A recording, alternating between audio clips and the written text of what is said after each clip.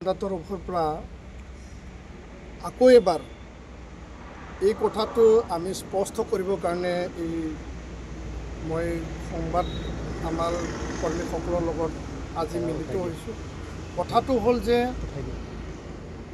Assam judicial service Assam ন্যায়িক সেৱা ইয়াত যি 50 নম্বৰ অসমীয়া ৰাজ্যিক ভাষা হিচাপে তাত কম্পালসৰি কৰা হৈছে।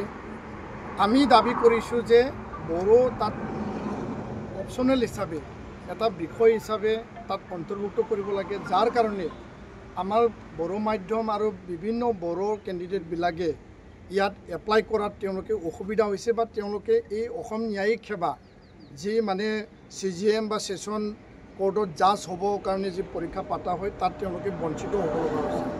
দ্বিতীয় কথাটো হ'ল যে গুৱাহাটী হাইকোৰ্টৰ যোগেদি দুয়োটা পৰীক্ষা গুৱাহাটী হাইকোৰ্টৰ যোগেদি জুনিয়ৰ এডমিনিষ্ট্ৰেটিভ এছিষ্টেণ্ট যি জিলা কোৰ্টবিলাকত যি মানে পদ 367 পদ এতিয়া বৰ্তমান এপ্লাই অনলাইন চলি আছে, তাতো 20 নম্বৰ অসমীয়া ৰাজ্যিক ভাষা হিচাপে তাত কম্পালসৰি কৰা হৈছে।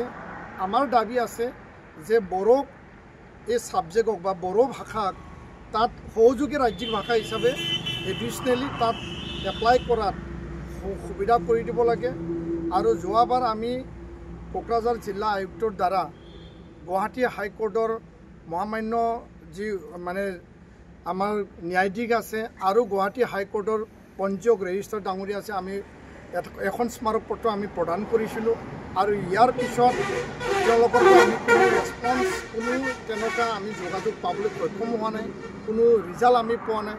আজি পুনৰ আমি এই এডভাৰটাইজমেণ্টৰ কপি আমি দাহ কৰিব লগা হ'ল।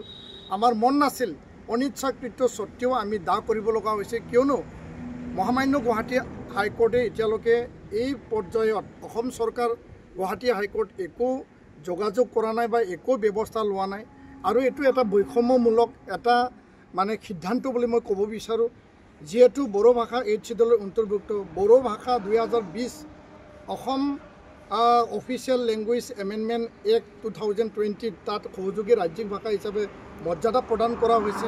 তেনে এটা স্থলত বড়ো ভাষাক তাত অন্তৰ্ভুক্ত নকৰি বড়ো ছাত্ৰ ছাত্ৰীক বঞ্চনা কৰাটো, ন্যায় প্ৰদান কৰা এটা অনুষ্ঠানে ন্যায়ৰ পৰা বঞ্চিত কৰাটো আমি দুখ পাইছোঁ।